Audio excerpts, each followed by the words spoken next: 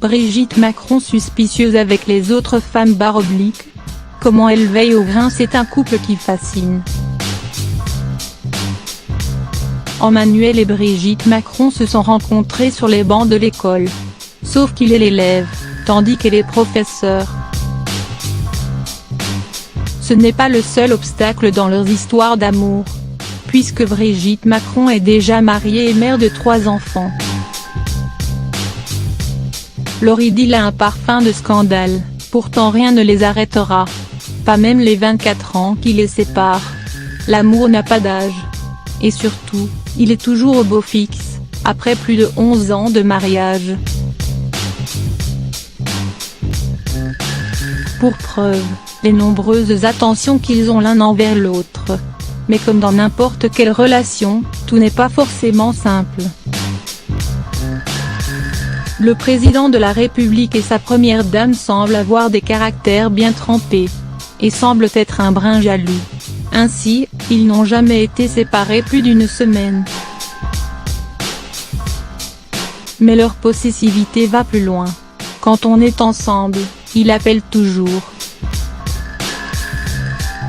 Il est jaloux, confie un proche dans le livre Madame la Présidente, et de plomb, des journalistes Avadja Anchidi et Nathalie Chuc est paru ce lundi 4 février. Un exemple probant. Mais Brigitte Macron n'est pas en reste. Elle aussi reste sur ses gardes, se méfie, affirment les auteurs de l'ouvrage. Chasse-t-elle les papillons, comme disait publiquement Bernadette Chirac, à propos des courtisanes qui virevoltaient autour de son époux / s'interrogent Avadja Anchidi et Nathalie Chuc. La réponse semble positive. Les 2 femmes prennent ainsi l'exemple d'une jolie brune qui a longtemps travaillé pour Emmanuel Macron à Bercy, mais n'a pas rejoint l'Élysée après son élection. Les raisons de cette mise en touche divergent. Selon certains, cela est tout simplement la conséquence de compétences jugées insuffisantes, tandis que d'autres assurent que c'est en réalité pour cause de minauderie.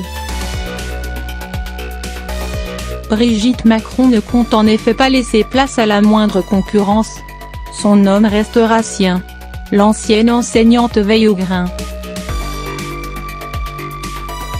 Regardez, il n'y a pas de femme autour de lui. À plusieurs reprises, des conseillères ont été écartées. Il m'a dit, elles sont trop jolies, Brigitte ne voudra pas, rapporte un proche.